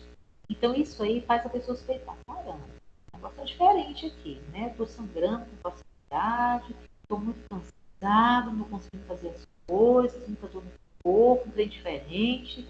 E aí você vai lá e pede, né, o exame de observa que essas células de defesa elas estão lá em cima. Você fala, caramba, mas como é que eu estou cheio de células de defesa, cheio de leucócitos, sendo que eu estou adoecendo por nada? Aí, de repente, você suspeita que pode ser leucemia, né? Postular que você tinha os leucócitos que não estavam naquela forma ideal, eles estavam atípicos. Aí, o que é feito, gente? Para você ter certeza, né, saber se de fato é uma leucemia, né, é retirado um pedacinho da medula óssea do paciente e esse pedacinho da medula óssea ele vai ser avaliado para saber qual é o tipo de célula que você vai encontrar ali. Você encontra células atípicas, né? Existem critérios que você utiliza para realmente fechar o diagnóstico da leucemia, mas a avaliação da medula óssea é extremamente importante, uma vez que o leucócito é formado ali, naquela região, né? Então, você pode ter, né, a doença a depender desse conjunto de exames, de manifestações fecharem. E aí, o que vai acontecer, gente? Quando a gente fala de leucemia, a gente tem 4 tipos de leucemia, né? Ele é basicamente, tem as subdivisões, tá? Mas ele é basicamente dividido em 4 tipos, né? Existe a linfóide aguda, linfóide crônica, mieloide aguda, mieloide crônica, tá? Então, a depender do tecido que você pega, que essa leucemia atinge, você tem a linfóide e a mieloide. E a depender de como esteja essa multiplicação celular, você tem a crônica e você tem a aguda. Por que eu estou falando isso? Não vou cobrar nada disso de vocês, crônica, aguda, não. Mas o que eu quero que você entenda é o seguinte, porque algumas vezes pode ser que, por exemplo, um parente seu né, por exemplo, uma pessoa bem idosa, ela receba o diagnóstico, você tem a leucemia fulana de tal, crônica. E aí, o que acontece? Nossa, mas eu não sinto nada, não tem nada diferente em mim. Gente, a pessoa, quando ela tem a fase crônica da doença, ela pode ficar ali anos sem ter problema nenhum, entendeu? Agora, o problema é quando essa doença ela vai para a fase aguda. Nessa fase aguda, a proliferação celular que você tem ela é muito intensa. É o momento que as células estão ativas, começam a multiplicar, multiplicar, multiplicar. E aí é quando você vai lá, cai a imunidade por causa dessas células plásticas, você reduz a quantidade de hemácias, reduz a quantidade de plaquetas. Isso é o complicado, essa fase aguda, que é a fase complicada da doença. Né? É muito comum acontecer em crianças, né? De vez em quando a gente vê esses hospitais de câncer, por exemplo, a gente vê muitas crianças com leucemia, né? E aí você vê lá ela sem cabelo, aquilo ali, normalmente a criança, quando ela chega a adquirir a leucemia, ela costuma pegar muito essa leucemia do tipo aguda, né? A gente vai ver depois que tem a linfóide, tem a mieloide, mas isso agora não vem ao caso, não.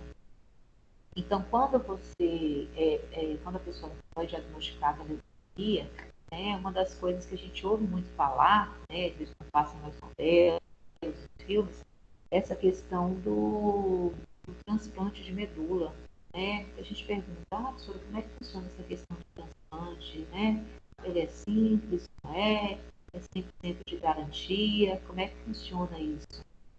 Quando você tem a leucemia e você, por exemplo, tem um doador de medula, né? Simplesmente pegou a medula óssea do cara, botou em mim e estou curado, não é bem assim não, tá, gente? Ele é feito dentro de tratamento de terapia muito forte, é uma fase que a gente chama de fase de remissão. Essa fase de remissão é na tentativa de pegar aquela medula óssea que você tem e matar todas as células que você tem, boas e ruins, boas e ruins. É como se você quisesse limpar aquela região. Para quê, gente? Para tentar destruir. Oi, meu amor. Seu áudio está dando interferência aqui. Tá dando? Vixe, Maria. Tá de todo mundo tá assim, gente? Tá só um chiadinho, parece. Só um chiadinho.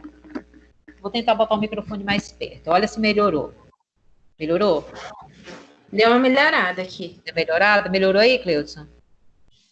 Melhorou sim um pouco, melhorou. Né? Então tá. Então, quando você, por exemplo, tem faz essa fase de remissão, né? Você vai lá, pega todo o seu estoque de medula óssea e zera através de quimioterapia, só que aí o paciente ele fica assim, zero de defesa.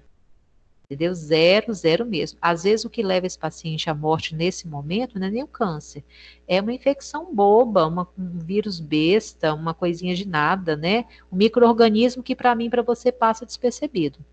Só que aí depois, o que acontece? Depois que você limpou, você fez a remissão por aquele tempo, aí você achou o doador, né, que seja compatível, aí você utiliza, tá, a medula óssea dele, né?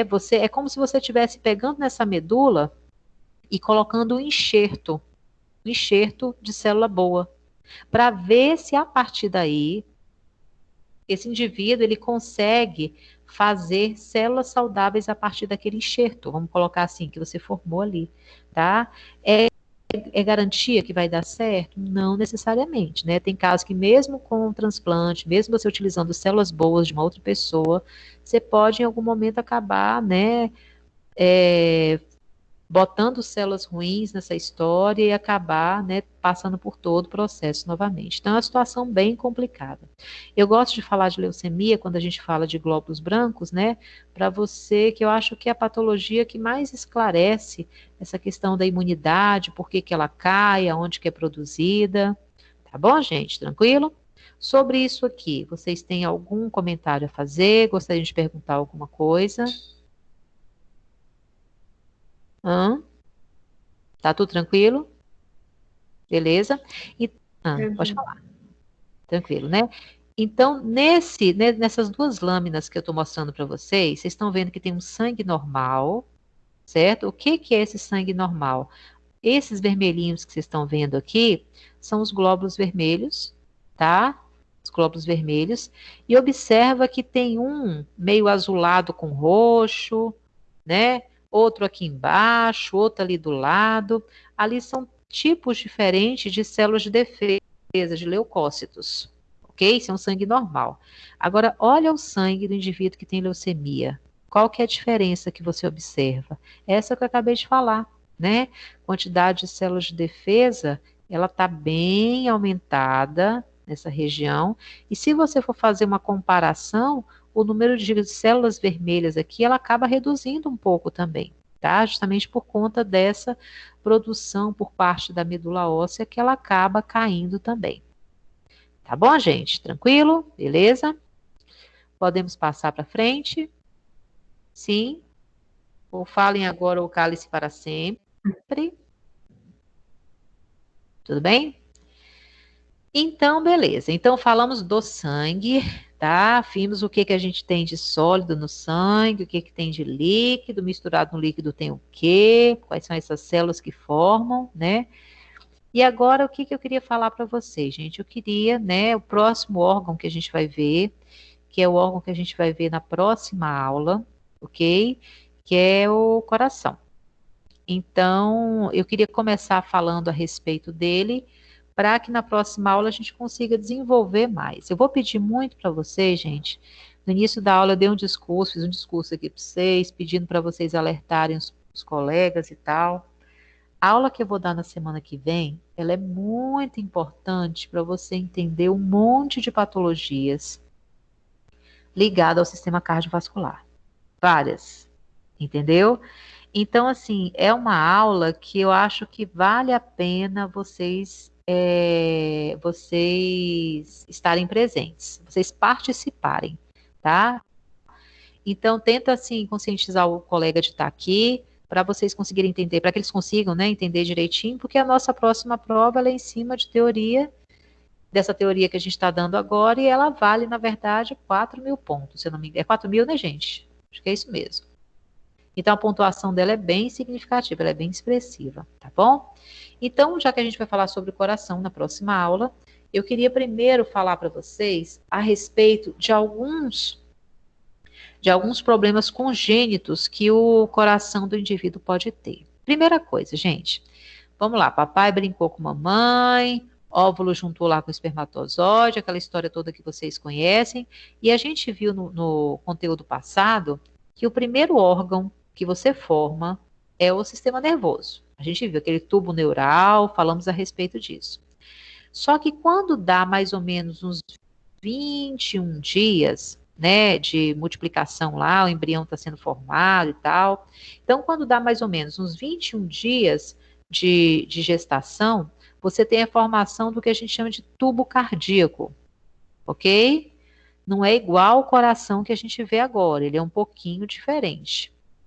E mais ou menos, aí os dias vão passando, quando você está lá mais ou menos com 28 dias, você já observa a formação dos ventrículos, aquele coração começa a desenvolver e vai desenvolvendo, desenvolvendo, até ele passar por uma série de estágios e aquele bebê, aquele embrião que virou bebê a partir daí, ele esteja pronto para vir ao mundo, ok? O coração totalmente formado, certo? Então, quando o coração ele vai sendo formado ao longo desses processos, alguns erros podem acontecer. Tá? Ou seja, o indivíduo pode nascer com alguns problemas congênitos. Então, eu queria trazer para vocês 3 problemas congênitos que são muito comuns quando a gente pensa a respeito desse desenvolvimento embrionário lá do coração, certo? Então, o primeiro problema que eu queria trazer para vocês é um problema chamado de coartação da artéria aorta.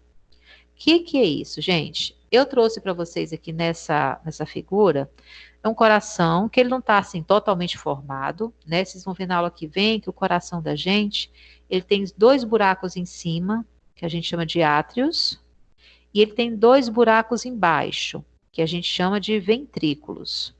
Inclusive, gente, na aula que vem, eu não sei como, eu não gosto muito de trabalhar com esse coração que a gente vê no anatômico, com esse coração que a gente vê aí o coração de verdade, vamos colocar assim.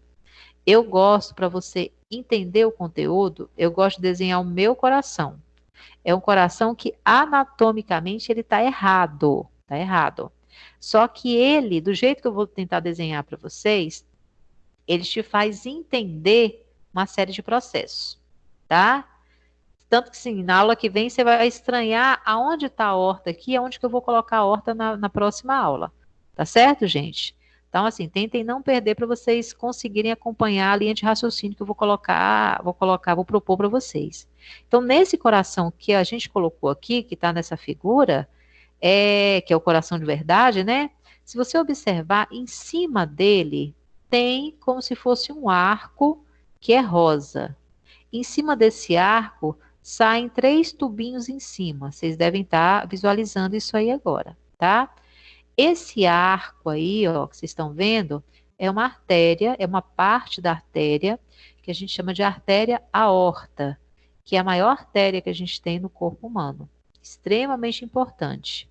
E a artéria aorta, gente, ela é toda roliça.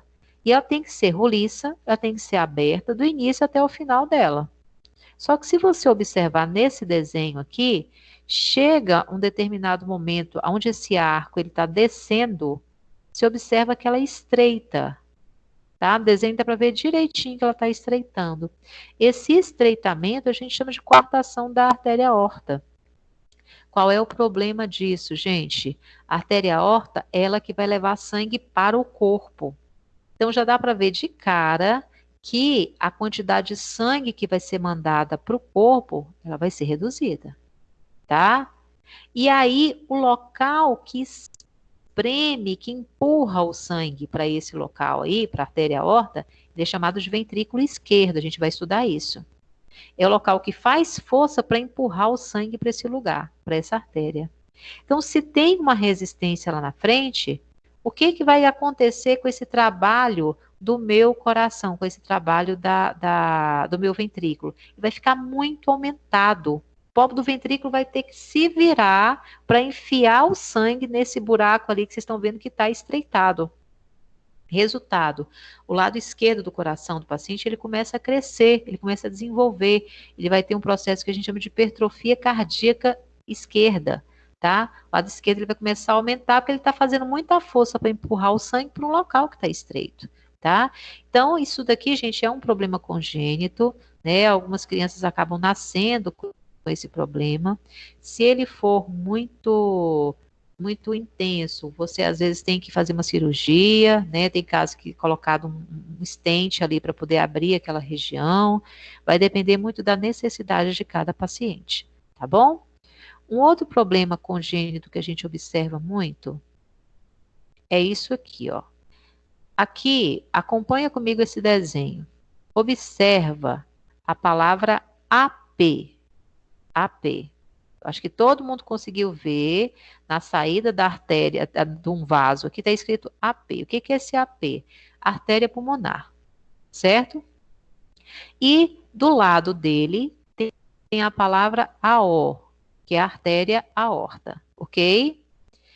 Entre o AO e o AP, se você pegar essa parte de cima da artéria aorta, observa que tem um tubinho ligando AO e AP, ou seja, ligando a artéria aorta na artéria pulmonar.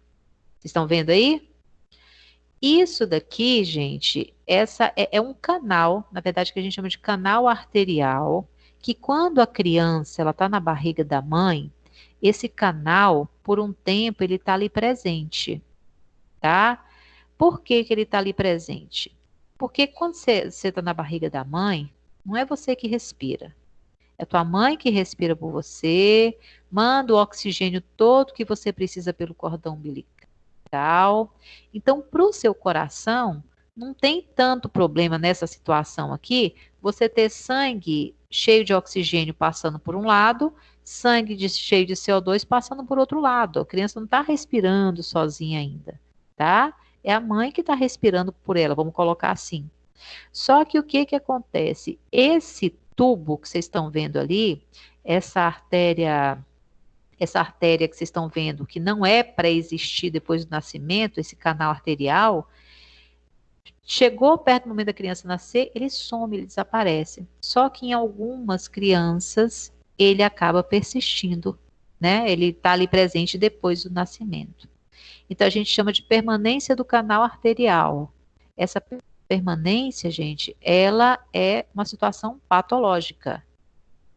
É uma situação, peraí, gente, só um minutinho, porque saiu aqui a imagem.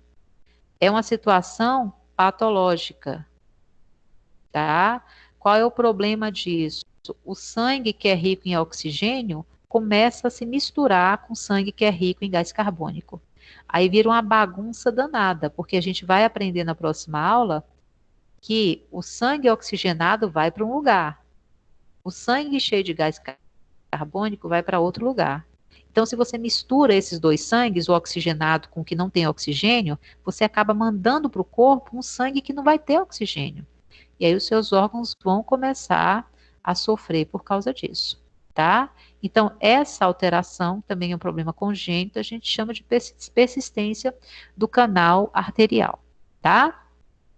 E a última patologia que eu queria falar para vocês hoje, a última patologia congênita também, é essa daqui, que é a patologia de tetralogia de Fallot. O que seria essa tetralogia de Fallot, gente? Isso daqui ocorre também um erro na formação do coração, onde o indivíduo ele vai apresentar 4 problemas, né, que são problemas sérios. Um dos problemas é o quê?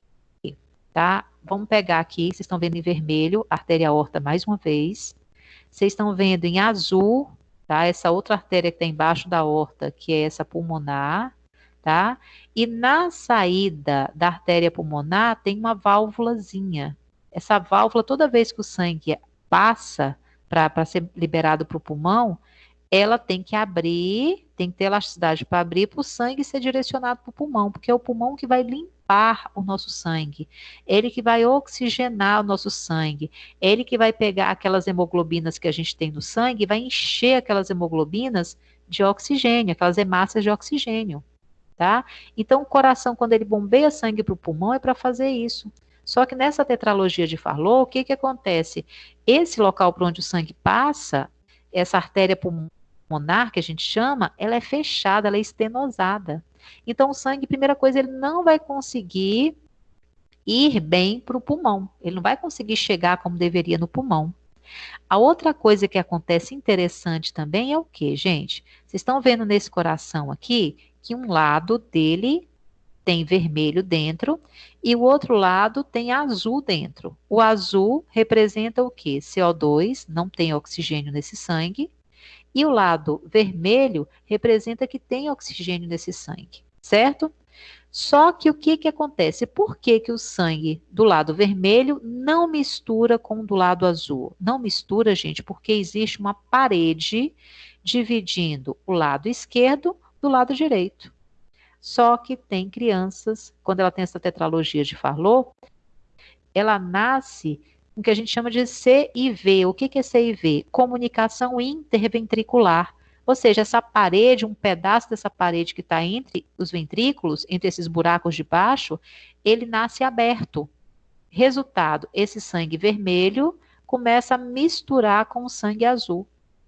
Então, você começa a pegar um sangue que era cheio de oxigênio e misturar com um sangue que não é cheio de oxigênio. Então, você imagina, você está mandando sangue para o corpo que está misturado com gás carbônico, você está mandando pouco sangue para o pulmão para ser oxigenado, entendeu? O que vai acontecer com esse bebê, gente? Quando você não consegue dar oxigênio para os tecidos, a pessoa ela tende a ficar numa cor mais azulada. Tanto que a gente chama esse bebê que tem a tetralogia de Fallot, de fala que ele tem a síndrome do bebê azul. O que é essa síndrome do bebê azul? Essa situação que eu estou mostrando para vocês, onde você não consegue oxigenar bem o sangue dessa criança, porque o coração, que é quem manda sangue para um lado, que manda sangue para o outro, ele está com vários defeitos que impossibilitam esse sangue de chegar no pulmão para ser bem oxigenado, e o sangue que vai para o corpo, ele também vai mal oxigenado. Então, a tendência, gente, é essa criança, ela ficar com muita falta de ar, ela ficar toda azulada, ela pode ter sequelas graves por causa disso, né? É uma situação que normalmente se precisa de fazer uma cirurgia quando a criança nasce para fazer essa correção. É feita a correção, você alterou essas passagens de sangue ali, de onde que tem que ir, para onde que tem que ir. A tendência é na hora que você corrigiu isso, a coloração do bebê, ela volta ao normal. Tá certo, gente? Porque o sangue, agora, a hemoglobina, ela agora consegue ficar cheia de oxigênio e consegue ser mandada para o corpo dessa forma. Tá bom, galera? E aí?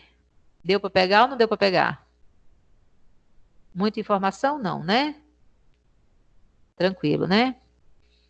Então, vejam bem, gente, vocês têm alguma pergunta para me fazer? Querem fazer algum comentário? Querem questionar alguma coisa? Nada até aqui? Eu vou aproveitar que, assim, já chegaram mais alunos, né? Ainda bem diferente, como eu falei no início da aula, do número que a gente tem em sala de aula. Volto a falar, uma pena muito grande isso, tá? Uma perda muito grande para quem não está participando como deveria, tá bom? Então, assim, para quem está aqui, que são os mesmos de toda semana, queria parabenizar, tá? E falar para vocês também, e se vocês tiverem alguma dúvida a respeito da atividade que eu passei, que vale como oficial, né? Vocês podem utilizar esse momento para tirar suas dúvidas.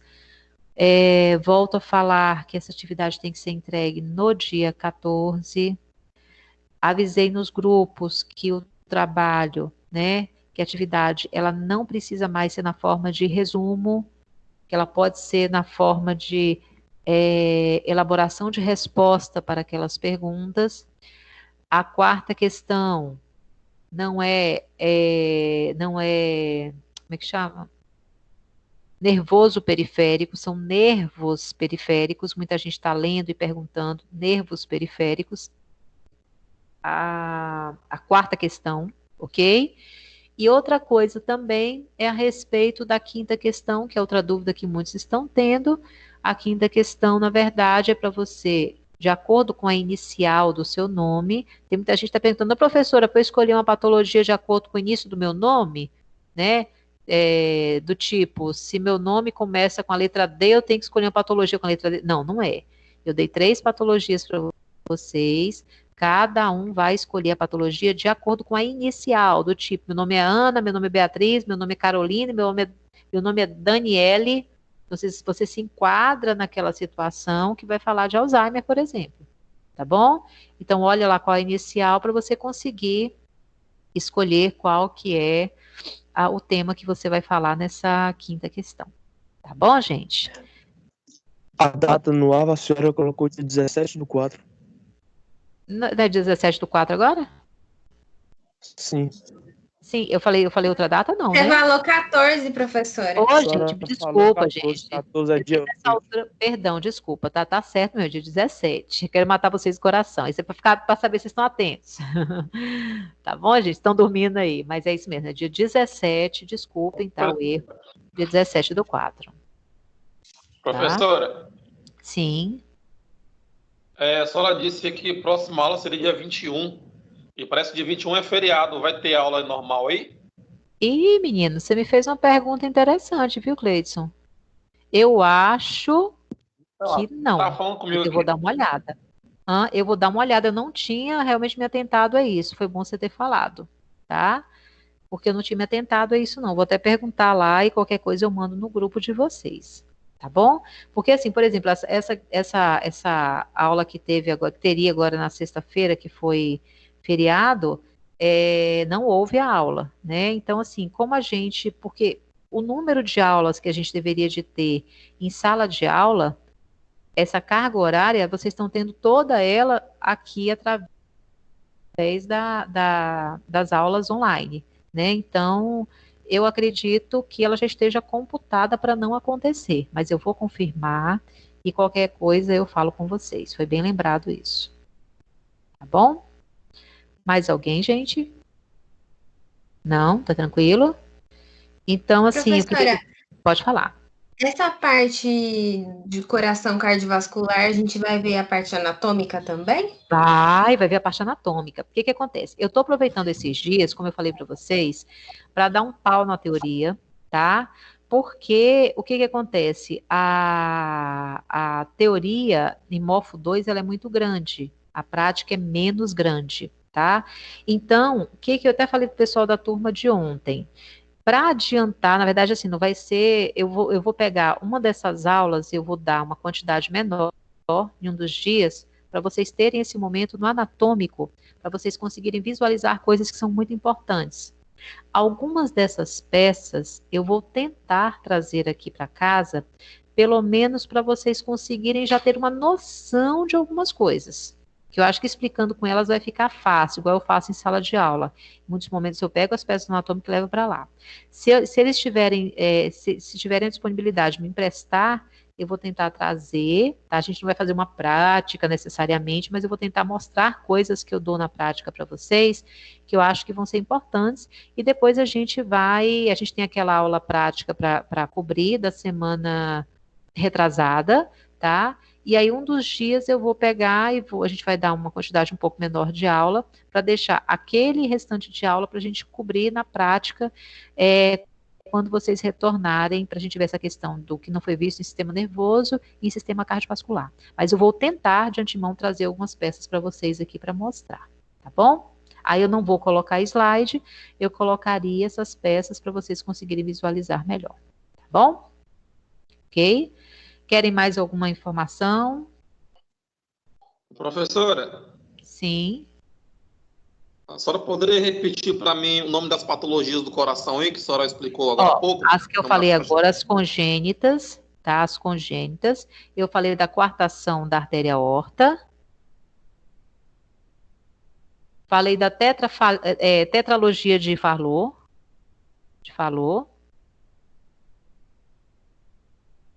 E falei da persistência do canal arterial. Tá? São algumas alterações congênitas que podem acometer o coração. Tá bom? Beleza, gente? No mais, obrigada mais. Beleza, tranquilo então. No mais, gente, queria agradecer então.